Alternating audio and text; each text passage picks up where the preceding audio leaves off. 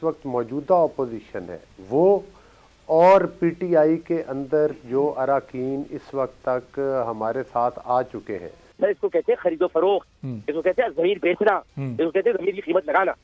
ये आमिर लियाकत साहब आज ये बात कर रहे हैं कि वो मजबूरन खान के साथ खड़े हैं, पर दिली तौर नहीं खड़े हुए। सब्सक्राइब करें और बेल दबाएं ताकि कोई खबर रह न जाए।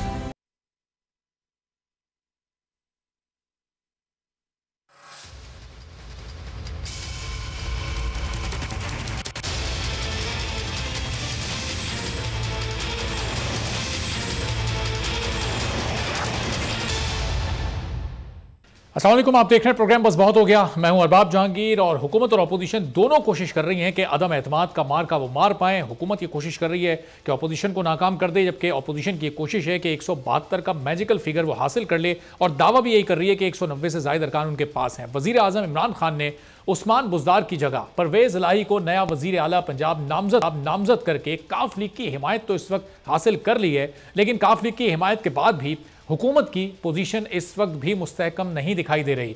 हुकूमत जहांगीर तरीन और अलीम खान ग्रुप को मनाने की कोशिशें भी कर रही है, बल्कि अब तो इसका टास्क भी परवेज़ इलाही को ही दे दिया गया है, जबकि MQM ने अभी तक खामोशी इख्तियार की हुई है, जिससे हुकूमत की मुश्किलात और MQM के अपने वोट की अहमियत बढ़ती जा रही है। हुकूमत और अपोजिशन दोनों ही MQM को ऑफर्स कर रहे हैं, उनके मुतालबात को मानने को भी तैयार हैं। हुकूमती इत्तेहाद और मुत्तहिदा अपोजिशन के दरमियान नंबर्स गेम का फर्क भी अब तकरीबन ना होने के बराबर रह गया है, बहुत करीबी ये मामला हो गया है। वज़ीर आज़म ने बतौर पार्टी चेयरमैन अपने अरकान को ये हिदायत जारी की है कि तहरीक अदम एतमाद की वोटिंग के दौरान कोई रुकन असम्बली नहीं जाएगा।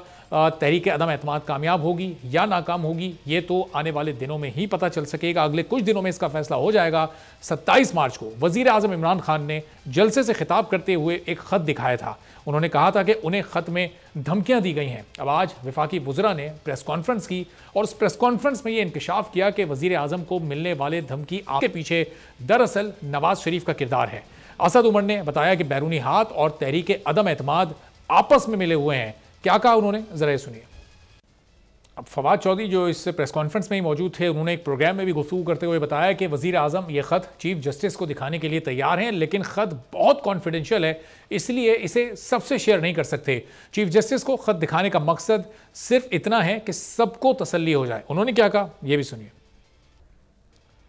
अब एक तरफ तो ख़त की सेंसिटिविटी से मुतालिक बताया जा रहा है कि बहुत ही हसास मामलात हैं, और फिर दूसरी तरफ असद उमर ने प्रेस कॉन्फ्रेंस में ख़त के तकरीबन तमाम ही मुंदरजात बता दिए हैं। तमाम किरदारों पर उन्होंने बड़ी वजाहत के साथ रोशनी डाल दी है। नवाज शरीफ से मुतालिक उन्होंने कहा कि बाहर वो मुख्तलिफ मुलाकातें करते रहे हैं, और उन्हीं मुलाकातों के बाद ये फिर अदम एतमाद कड़ियों से कड़ियाँ मिलाने की कोशिश इस पूरी सूरत हाल में की गई है। अब इस ख़त को हुकूमत पार्लियामेंट में क्यों नहीं पेश कर रही, चूँकि अपोजिशन की जानिब से फौरी तौर पर यह ऑफ़र की गई थी कि आप इसको पार्लियामेंट में पेश करें, और अगर आपकी बात में हकीकत है, सच्चाई है, तो फिर अपोजिशन खुद आपका साथ देगी। शहबाज शरीफ ने कहा था कि हम आपके साथ खड़े हो जाएंगे, लेकिन वज़ीर आज़म की जानिब से भी, उनकी तरफ से भी इस पर एक बात सामने आई। उन्होंने कहा कि चूँकि अपोजिशन ये इल्ज़ाम लगाती है कि स्पीकर असम्बली जानिबदार हैं और उनको वो गैर जानिबदार नहीं लगते, इसलिए इसे पार्लियामेंट में पेश करने नहीं जा रहे, बल्कि चीफ जस्टिस के सामने इसको रखना चाहते हैं। अब ये पूरी सूरत हाल है। क्या वाकई कोई बैरूनी साजिश इस हुकूमत के खिलाफ हो रही है तहरीक अदम एतमाद में? ये क्या हुकूमत अपने नंबर्स पूरे कर पाएगी, बचा पाएगी? नंबर्स दरअसल पूरे तो अपोजिशन को करने हैं, लेकिन कितने नंबर्स अपोजिशन ला सकती है? क्या 172 का हिंसा अपोजिशन अबूर कर लेगी और वज़ीर आज़म को घर भेजने में कामयाब हो जाएगी? इसी पर गुफ्तगू करते हैं। पाकिस्तान पीपल्स पार्टी से तैमूर तालपुर साहब, मुस्लिम लीग नून से अली गौर बलोच साहब मौजूद हैं। दोनों मोअज़्ज़िज़ मेहमानों का बेहद शुक्रिया। तो अली गौर साहब, आज भी तमाम दिन हम देख रहे हैं काफ लीग की वज़ीर आज़म से मुलाकात हो रही है। कल उन्होंने परवेज़ इलाही साहब को नामजद कर दिया वज़ीर आला पंजाब। उसके बाद क्या अपोजिशन को कोई धचका लगा? चूंकि अब तक काफ लीग के नंबर्स आप लोग अपने पास काउंट कर रहे थे, अब वो हुकूमत के पास शिफ्ट हो गए।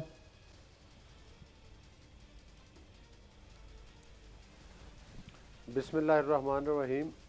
देखिए अरबाब साहब, पहली बात तो ये है कि हम काफ लीग के नंबर अपने नंबर्स के साथ शुमार नहीं कर रहे थे। जाहिर है जब तक कोई पार्टी बाकायदा अनाउंस नहीं करती तो उसके जो नंबर्स हैं वो किस तरह से शुमार किए जाते हैं। लेकिन एक चीज़ जो हम इंशाअल्लाह ताला बड़े बावसूख तरीके के साथ कह रहे हैं वो ये है कि हमारे जो इस वक्त मौजूदा अपोजिशन है वो और पीटीआई के अंदर जो अरकान इस वक्त तक हमारे साथ आ चुके हैं, हमारे नंबर ऑलरेडी पूरे हैं। और दूसरी बात यह है कि जो जिन लोगों ने, आपने देखा कि जिस तरह से बलूचिस्तान से दोस्तों ने अनाउंस कर दिया, फिर आज भूटानी साहब ने अनाउंस कर दिया, तो अब तो हमारे नंबर सरप्लस में जा रहे हैं। तो इस बात में तो कोई दूसरी राय नहीं है कि इंशाअल्लाह ताला ये तहरीक अदम एतमाद जो कि उस हुकूमत के ख़िलाफ़ है जो कि 2018 का इलेक्शन चुरा कर आए, पाकिस्तान की गैर नुमाइंदा। ठीक है, तो अलीगौर साहब आपको लग रहा है कि ये अदम एतमाद के नंबर्स आपके पास पूरे हैं और ये कामयाब, बड़े नंबर से आप कराने में कामयाब। डॉक्टर आमिर लियाकत हुसैन साहब पाकिस्तान तहरीक इंसाफ के रहनुमा मेरे साथ मौजूद हैं। अली भाई मैं वापस आता हूँ आपकी तरफ, जरा डॉक्टर साहब से एक दो बातें कर लूँ। आमिर साहब बहुत शुक्रिया, प्रोग्राम के लिए आपने वक्त निकाला। ये अदम एतमाद की तहरीक, ऑपोजिशन बहुत कॉन्फिडेंट है, क्या होने वाला अगले 2-4 दिनों में, कामयाब हो जाएगी आमिर भाई?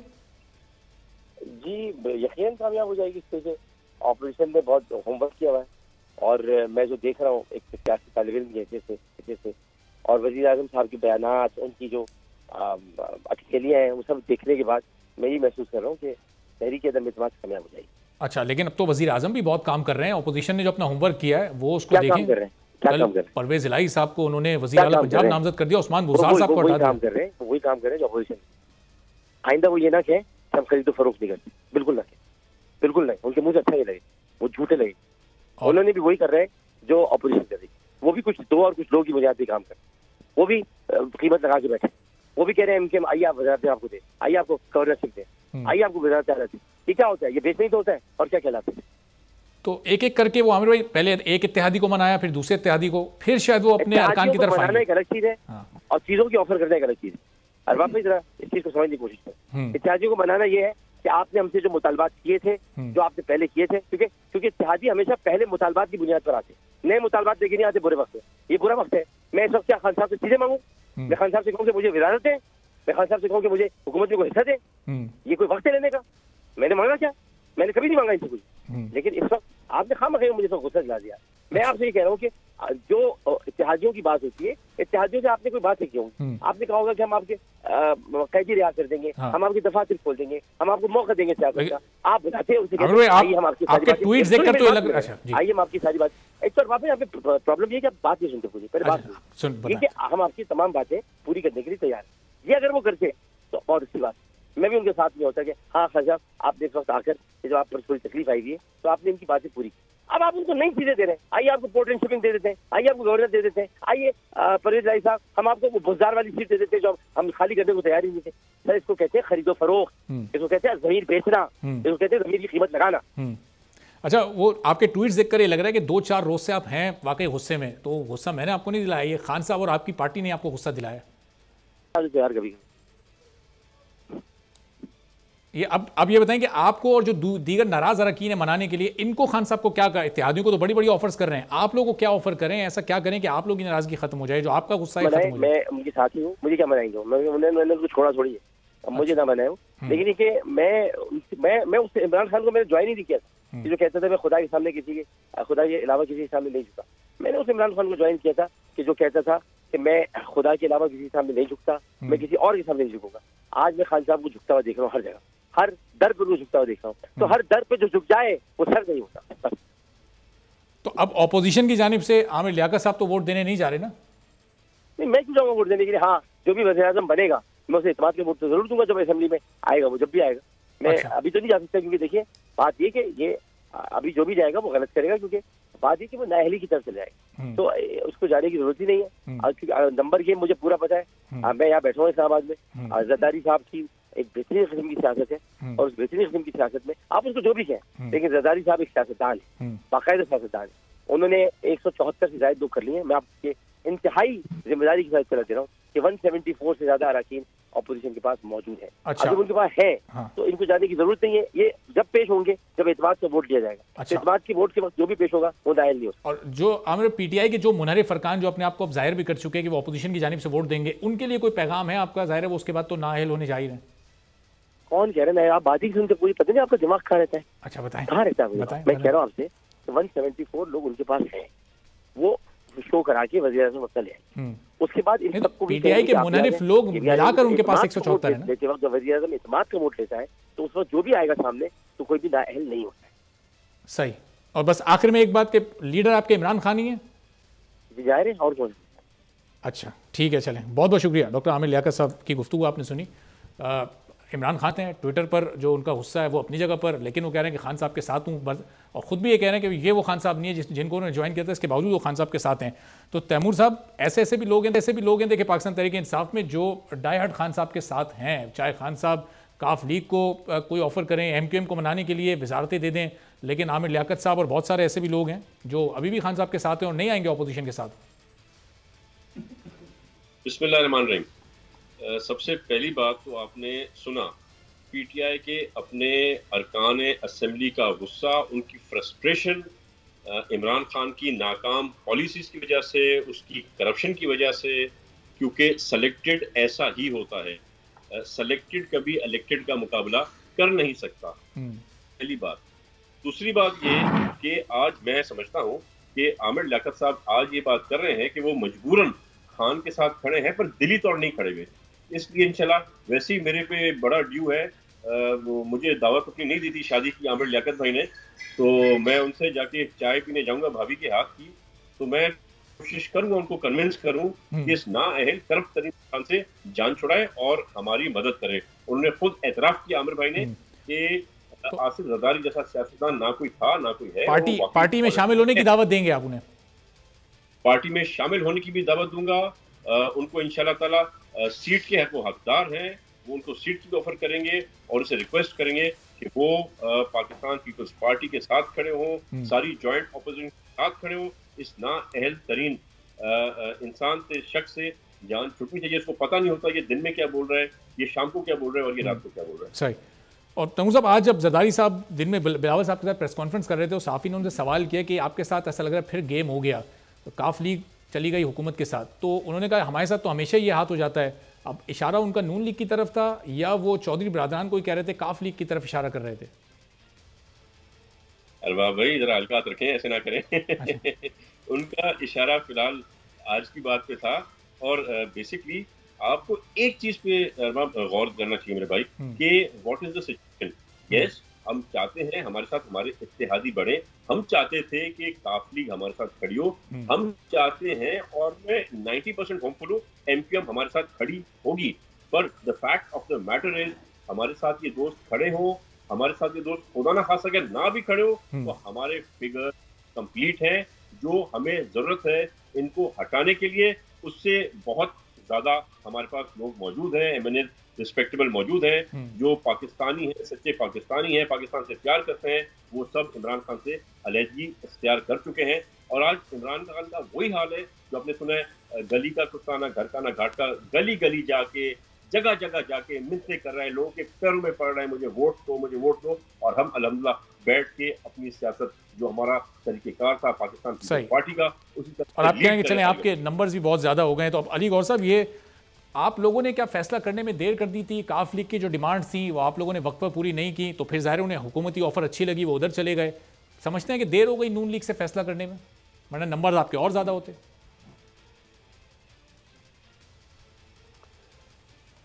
नहीं, बिल्कुल ये बात नहीं है। और जाहिर है कि एक तो अदम एतमाद के हवाला से अरबाब साहब मैं ये कहूँगा कि ये अभी सिलसिला जब तक के वोट का दिन मुकर्रर नहीं हो जाता, जिस दिन लोग वोट कास्ट करेंगे, तो उस वक्त तक सारी बातें जो हैं वो कबल अज़ वक्त है और सूरत-ए-हाल तब्दील भी हो सकती है। मेरी आवाज़ रिपीट हो रही है जिससे मैं बात नहीं कर पा रहा, आप प्लीज़ पहले अपना सिस्टम ठीक इसको सही करते हैं ज़रा। अली गौर बलोच साहब की आवाज़ उनको रिपीट हो रही है। अली भाई, ये इस दौरान ये सही हो गई होगी, अब आप जब बात करेंगे तो उम्मीद है अब आपको आवाज़ नहीं रिपीट होगी, आप अपनी बात मुकम्मल कीजिएगा। जी जी जी, देखिए मैं ये गुजारिश कर रहा हूँ कि आपने देखा कि काफ लीग के कुछ अरकान ऐसी भी हैं कि जो मतलब है कि जिन्होंने वोट इमरान खान को ना देने का अनाउंस किया है, जिसमें चीमा साहब हैं, और अभी बाकी भी इनके 2-3 अरकान ऐसे हैं जिनकी अभी तक राय सामने नहीं आई है। बासित बुखारी है, राजा रियाज हैं, तो बवांगे दौल कह रहे हैं वोट नहीं देंगे। वो इमरान खान के खिलाफ भी बयान दे रहे थे, लेकिन उन्होंने फिर अनाउंस कर दिया। इसी तरह से वो नून लीग के हक में भी दे सकते हैं, अभी तो टाइम बाकी, आगे आगे देखिए होता है क्या। ये तो जी तो ये लेकिन नंबर जो है ऑपोजिशन के वो अल्हम्दुलिल्लाह पूरे हैं और इस वक्त और जी अली गौर साहब, आपकी आवाज आ रही है, आप अपना पॉइंट आप मुकम्मल कीजिएगा। इसको कहें कि ये जरा ठीक, अच्छा चलें, इसको ठीक करते हैं, जरा इसको ठीक करते हैं। लेकिन मैं बात कर नहीं पा रहा ना। अच्छा चलें, मैं आपकी तरफ वापस आता हूँ, जरा मैं आपकी तरफ वापस आता हूँ। अब तैमूर साहब, ये जाहिर है अगर काफ लीग हुकूमत के साथ चली गई है, हुकूमत ने उनको टास्क भी दे दिया कि जो नाराज लोग हैं उनको भी आप मना लें, तो अब जहांगीर तरीन ग्रुप भी अपोजिशन के साथ भी राब्ते में था, उनको आप अपनी तरफ कर लेंगे? चूंकि अगर परवेज ज़िलाई कैंडिडेट होते हैं वज़ारत आला पंजाब के, तो वो तो फिर तरीन ग्रुप को भी, अलीम खान ग्रुप को भी मना लेंगे, बहुत सारे मुनरिफ लोग भी वापस पीटीआई में चले जाएंगे। Wishful thinking of the Prime Minister, but it is not meant to happen. आपको पता है, मुझे पता है, जो दोस्त हमारे आज गैरतमंद दोस्त हमारे आज आज़ाद, कोई बलूचिस्तान से, कोई सिंध से, कोई कहाँ से आके हमें ज्वाइन कर रहा है, पीटीआई के सिटिंग मेंबर्स उनको छोड़ के हमें ज्वाइन कर रहे हैं, तो उनको पता है कि जरदारी साहब ने गेम बना ली है पाकिस्तान के भले के लिए, पाकिस्तान की बेहतरी के लिए। तो ये सब चीज़ें मेरे ख्याल से पता नहीं कैसे, क्या गलती हो गई, क्या बेवकूफ़ी हो गई, किस तरह से चौधरी साहब ने, परवेज इलाही साहब ने ये अपना एक बड़ा अच्छा फैसला रात को डिसाइड किया हुआ, सुबह को चेंज कर दिया। मुझे नहीं पता ये क्यों हुआ, ये कैसे हुआ, पर ये होना नहीं चाहिए था। पर एज आई टोल्ड यू कि ये सब चले भी जाएं तो भी हमने अपना गेम पक्का किया है। बेसिकली ऑपोजिशन की तरफ से उन्हें वजारत आलाशिप नए सेटअप में ऑफर कर दी गई थी परवेज इलाही साहब को, इस पर तो कोई दो राय नहीं थी तमाम ऑपोजिशन जमातों के दरमियान। बिल्कुल कर दी गई थी और वही एक तरीका था जो परवेज इलाही साहब सीएम बनते। अब मेरे ख्याल से सीएम बनना उनके लिए एक ख्वाब रह गया है, वो अधूरा ख्वाब जो कभी पूरा नहीं होगा। ठीक है अली गौर साहब, अब जरा बताइएगा, अब तो आपको आपकी आवाज़ रिपीट नहीं आ रही, जरा एक दो जुमले बोल के आप चेक कर लें, फिर मैं आपसे सवाल करूँ, बल्कि सवाल भी आप साथ ही ले लें कि अब ये पंजाब में वजारत आला अगर परवेज इलाही साहब के पास होती है तो फिर आपके भी कुछ लोग ऐसे हैं मुनरिफ लोग जो खान साहब से मिल रहे हैं, उनका क्या करना है फिर आगे? आपको पार्टी उनको साथ लेकर चलेगी? क्योंकि वो डबल विकेट खेल रहे हैं, वो विकेट के उधर भी हैं इधर भी हैं।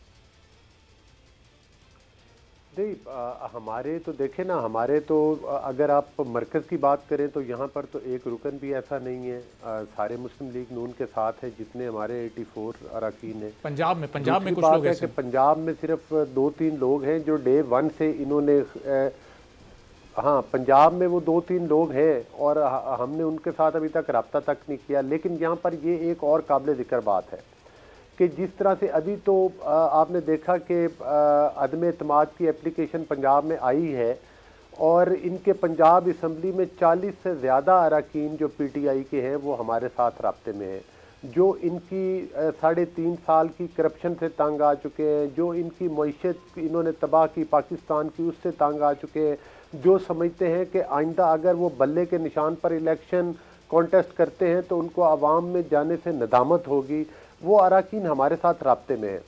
तो इंशाअल्लाह ताला इनकी नंबर ऑफ गेम जो है, जो इमरान अहमद न्याजी साहब कहते हैं कि मैं किसी को भी, मतलब चौधरी साहब हों या कोई भी हो, जिस बंदे को इमरान अहमद न्याजी सपोर्ट करेगा पीटीआई के 40 से ज़्यादा अरकान उसको वोट नहीं करेंगे।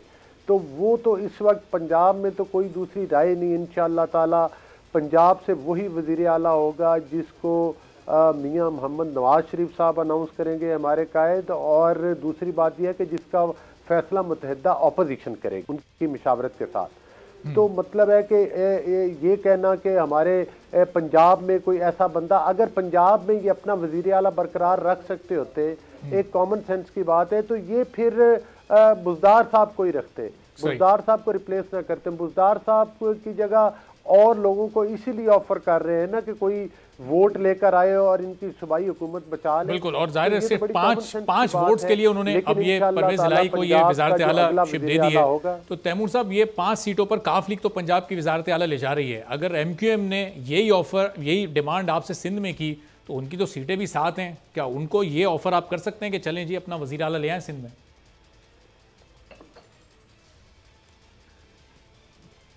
उनको जो ऑफर कर सकते हैं करें, जो उनका हक है कि वो उनको मिले। और बहुत सी ऐसी जगह है जहाँ पर इनका जो अभी पावर है, उनका अभी स्ट्रेंथ है असेंबली में, उसके हिसाब से हम उनको ठीक है, बहुत बहुत शुक्रिया तैमूर तालपुर साहब, अली गौहर बलोच साहब। ये बात थी तैमूर साहब की, लेकिन इंटरनेट कनेक्शन की वजह से उनकी आवाज़ भी साफ तौर पर नहीं आ पा रही, लेकिन उन्होंने कहा कि एमक्यूएम का जो हक है वो उनको ज़रूर ऑफर करेगी पीपल्स पार्टी, लेकिन वजारत आला ऑफर करने का अभी फिलहाल कोई इम्कान नहीं है। एक ब्रेक लेते हैं, ब्रेक के बाद जब वापस आएंगे एजाज चौधरी साहब पाकिस्तान तहरीक इंसाफ के सीनियर रहनुमा हमारे साथ मौजूद होंगे। ज़रा उनसे बात करेंगे कि अब ये मरकज़ में जो तमाम खेल हो रहा है, जिस खत की बात हो रही है, आखिर इसके पीछे क्या राज मौजूद है।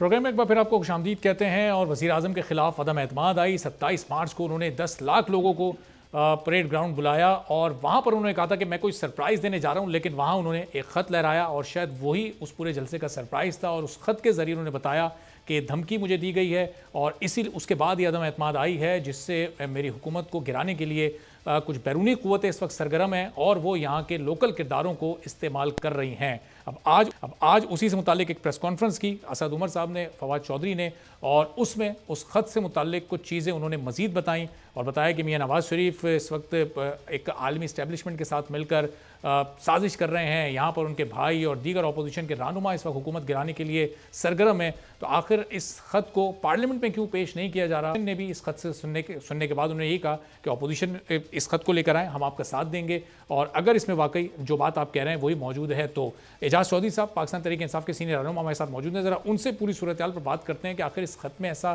क्या है और इसको मुतल्लिका इदारों के सामने क्यों नहीं पेश किया गया, पार्लियामेंट के सामने क्यों नहीं लाया जा रहा है। एजाज साहब, अपोजिशन तो ये कह रही है कि आप इस खत को लेकर आएँ, हम आपका साथ देंगे। वज़ीर आज़म ये कहते हैं कि चूँकि स्पीकर जानिबदार हैं, वो अपोजिशन ये इल्ज़ाम लगाती है स्पीकर पर, इसलिए आप ख़त को पार्लियामेंट में नहीं ला पा रहे।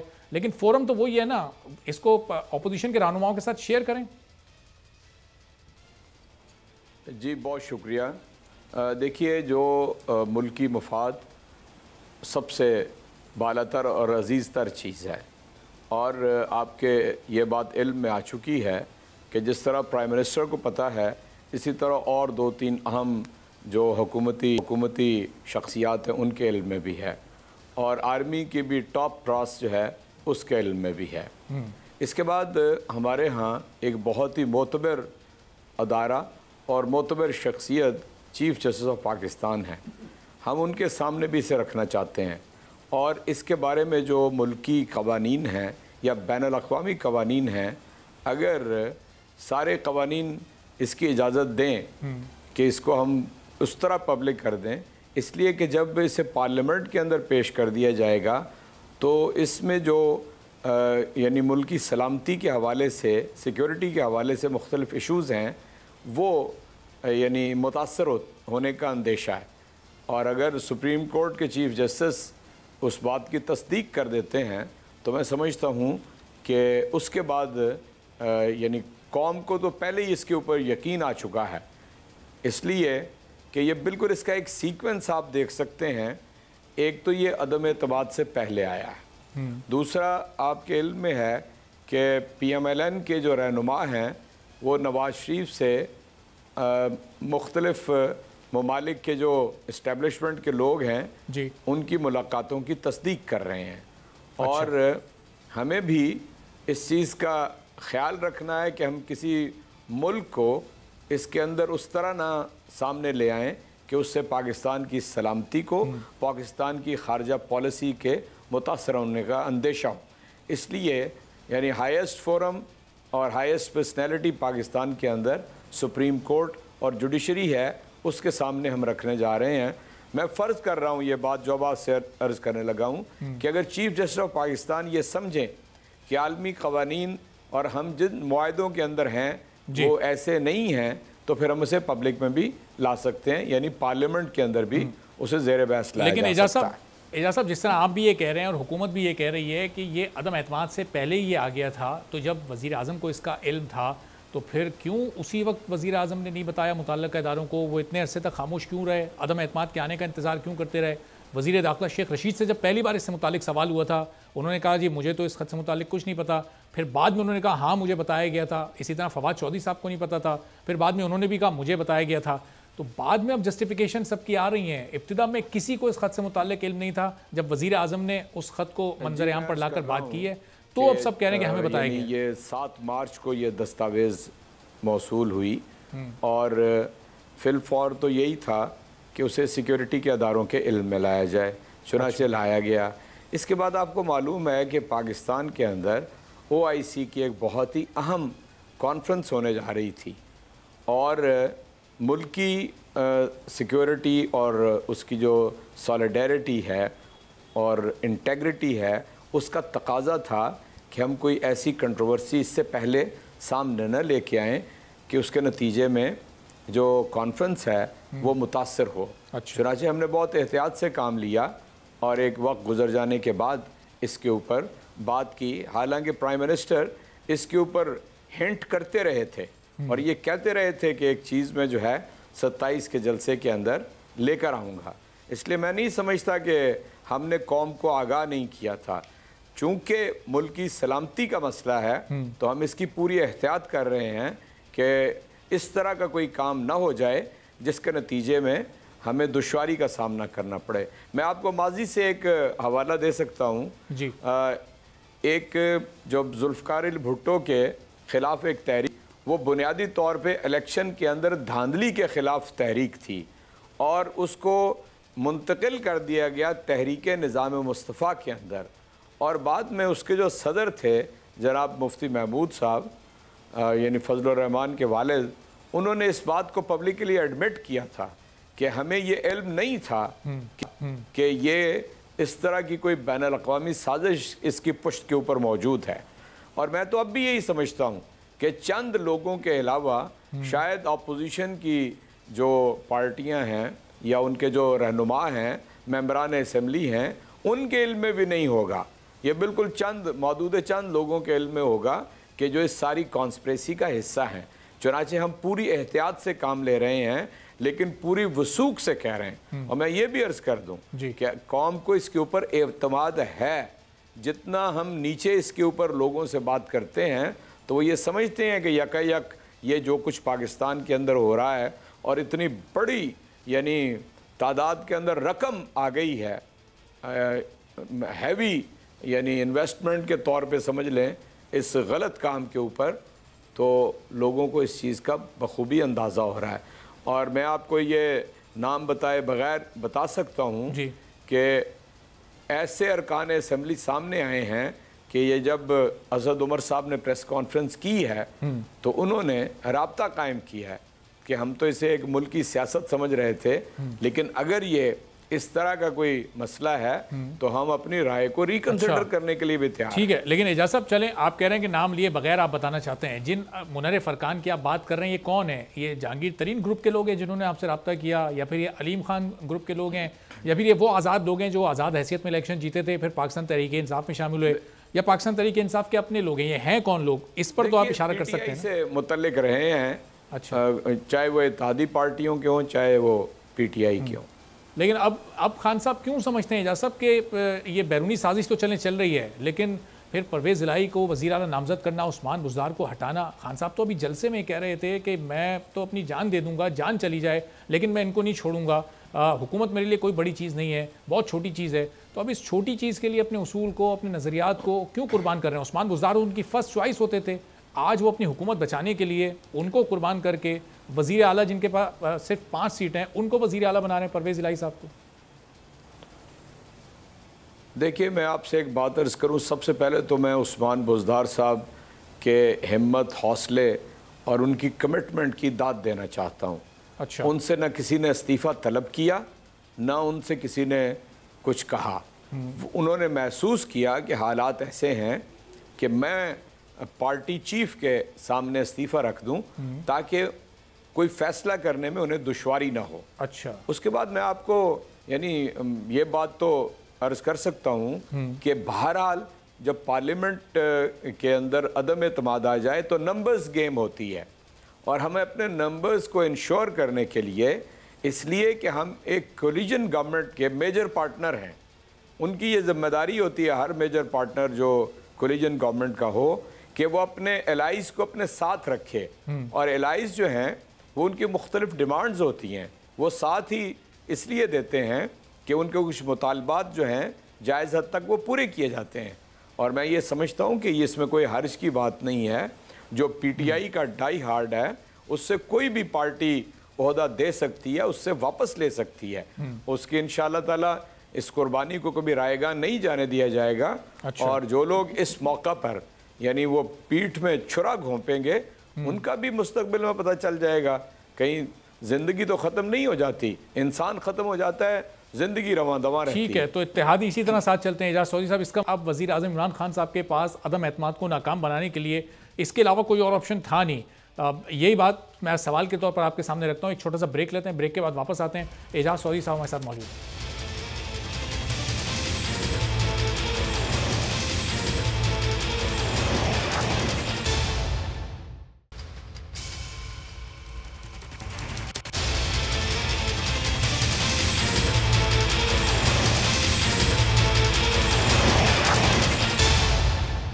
प्रोग्राम में एक बार फिर आपको खुशामदीद कहते हैं। और वज़ीर आज़म की जानिब से परवेज़ इलाही को वज़ीर आला पंजाब नामज़द किया गया, तो उसके बाद अपोजिशन और कुछ PTI के मुनर्रिफ अरकान ये कह रहे हैं कि परवेज़ इलाही के साथ ये हाथ हो गया है और वज़ीर आज़म ने अब तक उस्मान बुज़दार का इस्तीफ़ा गवर्नर को नहीं भेजा कि नोटिफिकेशन हो सके और ऑफिशियली परवेज़ इलाही को उनकी नामजदगी को एक ऑफिशियल पोजीशन मिल सके। अब क्या इसके अलावा कोई और चॉइस इस वक्त, कोई सियासी ऑप्शन बचने का प्राइम मिनिस्टर के पास और हुकूमत को बचाने का मौजूद नहीं था?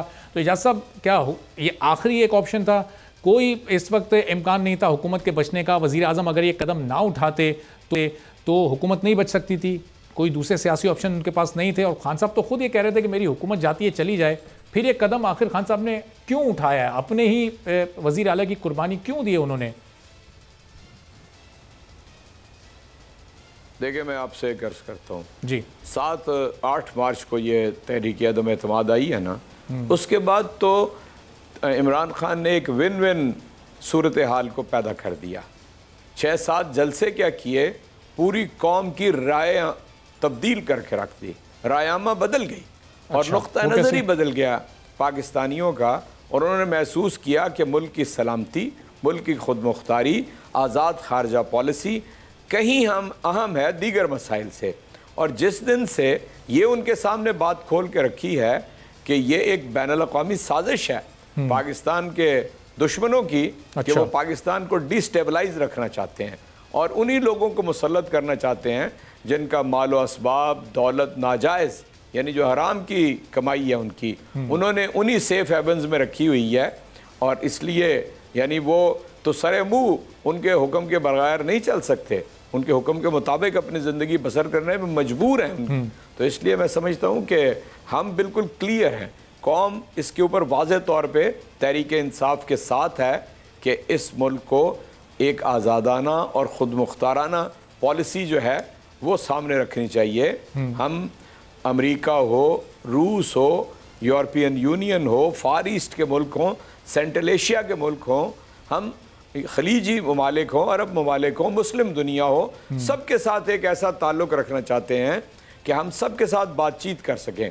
और हमारा एक ऐसा स्टांस होना चाहिए जो पाकिस्तान है बिलखुसूस, ये बना ही इस्लाम के नाम पे था और हम लोगों के दरमियान यानी इत्तफाक राय पैदा करने में, और हम यानी लोगों को मिलाने का काम तो करें, उन्हें तोड़ने का काम या ख़ुद के किसी के नीचे लग जाने का ये काम न करें, बल्कि हम पूरी तरह वाज़े तौर पे एक ऐसी पोजीशन में आ जाएं कि हम अपनी आज़ाद खारजा पॉलिसी लेकर चल सकें और सबके लिए काबिल कबूल हों। तो एजाज साहब, ज़ाहिर है हुकूमत ये कह रही है बैरूनी साजिश है, बैरूनी मुदाखलत है, और आपकी गुफ्तगू से ऐसा तासुर मिल रहा है कि आपके इत्तेहादी भी इसको बखूबी समझ रहे हैं। जब वो समझ रहे हैं तो फिर ये आपके 2 इत्तेहादी क्यों अपोजिशन के पास चले गए? अभी तक सिर्फ एक इत्तेहादी ने आपका साथ देने का ऐलान किया है, एक ने अभी तक फैसला ही नहीं किया है। इस बैरूनी साजिश को वो समझ भी रहे हैं, खान साहब उनको समझा क्यों नहीं पा रहे? फिर मुख्तलिफ ऑफर्स उनको क्यों करनी पड़ रही हैं? बगैर किसी ऑफर के वो लोग क्यों नहीं मान रहे? खान साहब का साथ क्यों नहीं दे रहे? क्या समझते हैं आप? जी, मेरा ख्याल है कामयाब हो जाएंगे। अच्छा, देखिए, हर चीज़ का एक वक्त मुकर्रर है और मैंने आपसे अर्ज़ किया कि हम पहले अपनी कौम को एट लार्ज एतमाद में लेना चाहते थे, और आपके इल्म में है कि 27 तारीख को एक ऐसा यानी जलसा आप कह लीजिए या ऐसी तहरीक मार्ज़ वजूद में आई थी कि 10-15 लाख लोगों ने उसको बराह रास्त उससे अटैच होके उस मैसेज को रिसीव किया, उस मैसेज को अरकान असम्बली में ने भी रिसीव किया। और उसके ऊपर मैं अर्ज़ कर चुका हूँ आपके सामने कि हमारे अरकान, इत्तेहादी जमातों के अरकान, वो एक मुस्बत रद्द-ए-अमल दे रहे हैं कि जी ये सूरत हाल जब आप सामने लाए हैं तो हम अपनी राय रिकन्सिडर भी कर सकते हैं। तो साहब आप ये कह रहे हैं कि इत्तेहादी भी रिकन्सिडर कर सकते हैं, आप समझने में समझाने में कामयाब भी हो रहे हैं, लेकिन ये कैसी कामयाबी है कि कल बाप पार्टी के 4 अरकान आपको छोड़कर चले गए, एक बड़े मेजर इत्तेहादी थे। परसों शाहजैन बुगटी साहब ने अपोजिशन को ज्वाइन कर लिया था। एक एक करके आपके इत्तेहादी जा रहे हैं, तो ये जो बाकी इत्तेहादी बचते हैं जिन्होंने भी फैसला नहीं किया, उनको क्या पैगाम जाएगा? फिर वो देखेंगे कि नंबर्स गेम अपोजिशन के साथ है तो वो भी उधर ही चले जाएंगे, फिर तो अपोजिशन के नंबर पूरे हो जाएंगे। नहीं रहेगी ना जी, तो इमरान खान की नहीं रहेगी, तहरीक इंसाफ की नहीं रहेगी। हमने कौम को बता दिया है, लोगों के ऊपर एतमाद करना और मुश्किल वक्त में सियासी पार्टी का कोई और साजिश करने या कोई और काम करने की बजाय अपनी कौम के पास जाना जो है जमहूरियत का ऐन तकाजा और ज़रूरत है, वो हमने पूरा किया। इसके बावजूद भी लोग अगर कोई दूसरा फैसला करते हैं या दूसरी राय रखते हैं तो हम उनके ऊपर कोई कतदन नहीं लगा सकते, हम उनके ऊपर कोई ज़ोर ज़बरदस्ती नहीं कर सकते, उनके ज़मीर को अपील कर सकते हैं, उनको दलील से कायल कर सकते हैं, हालात की मुकम्मल आगाही दे सकते हैं। ये फ़र्ज़ हम सरअंजाम देंगे।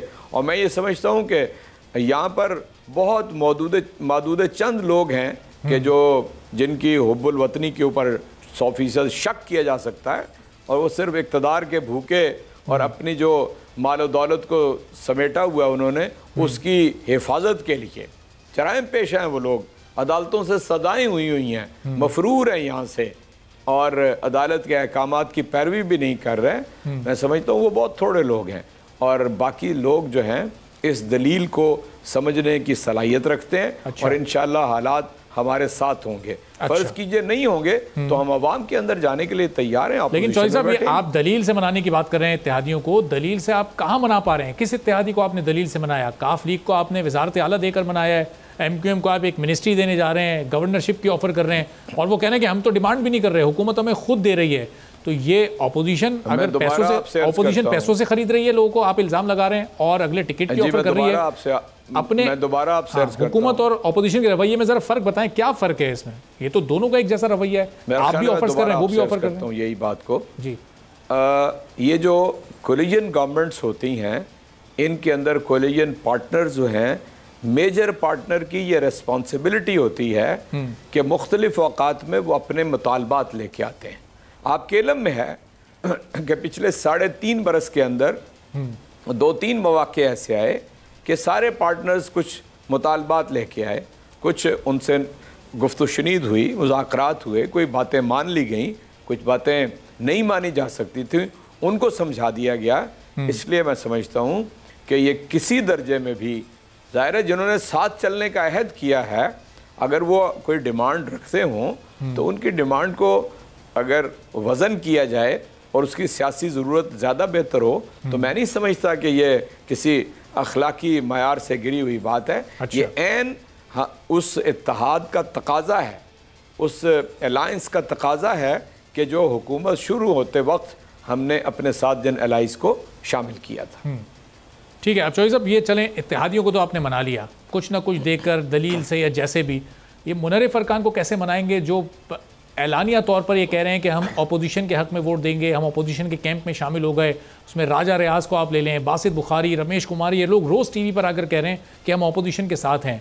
इन लोगों को मनाने के लिए हुकूमत के पास क्या है? इनको आप क्यों नज़रअंदाज कर रहे हैं? खान साहब इनसे मिलना नहीं चाहते, बात नहीं करना चाहते, मनाना नहीं चाहते? अगर नहीं मनाएंगे तो अपोजिशन का नंबर गेम तो पूरा इत्तेहादियों के बगैर। कुछ लोग तो वो हैं जिनका मौक़िफ़ ये है कि जी थाने में SHO नहीं लग सका, असिस्टेंट कमिश्नर नहीं लग सका, मेरा ये काम नहीं हो सका। तो ज़ाहिर है ये तो जी बाज़ औक़ात मुमकिन होता है कि मेंबर जो असम्बली के हैं उनकी बात को तस्लीम कर लिया जाए। बाज़ औक़ात ये इंसाफ के तकाज़े के मुताबिक नहीं होता। एक तो ये है। अच्छा। जहाँ तक किसी के तरक्याती कामों का ताल्लुक़ है तो मैं आपको पूरी ज़िम्मेदारी से कहता हूँ कि जो हमारे अपने अरकान हैं या जो हमारे इत्तेहादी पार्टियों के अरकान हैं, सबको तरक्याती कामों के लिए वाफर जो स्कीम्स हैं वो दी गई हैं, उसमें कोई बुखल से काम नहीं लिया गया। अगर किसी का कोई इनफरादी काम नहीं हो सका तो जाहिर है उसमें कवायद व ज़वाबित ऐसे होंगे। अगर हो सकता हो आज भी तो हुकूमत उसे करने के लिए तैयार होगी। अलबत्ता आप 3.5-4 साल आप बैठे रहें वजारत में या हुकूमत में और यक शाम को आपको अंदाज़ा हो जाए कि यार ये 3.5-4 साल तो सब कुछ गलत ही होता रहा, तो फिर ठीक है, मैं आप सब लोग सोचने में मजबूर होंगे कि यक इनको क्या हो गया है। कल तक तो बड़े सब्र से, तहम्मुल से, इत्मीनान के साथ तो सारे मिलके काम कर रहे थे, वजारतें लिए हुए थे। अचानक तो जमीन कैसे जागे, ये भी सवाल बहरहाल अपनी जगह मौजूद रहता है। बहुत बहुत शुक्रिया। सेनेटर एजाज चौधरी तहरीक इंसाफ के सीनियर रहनुमा हमारे साथ मौजूद थे। आज के प्रोग्राम से इतना ही, इजाजत दीजिए, अल्लाह।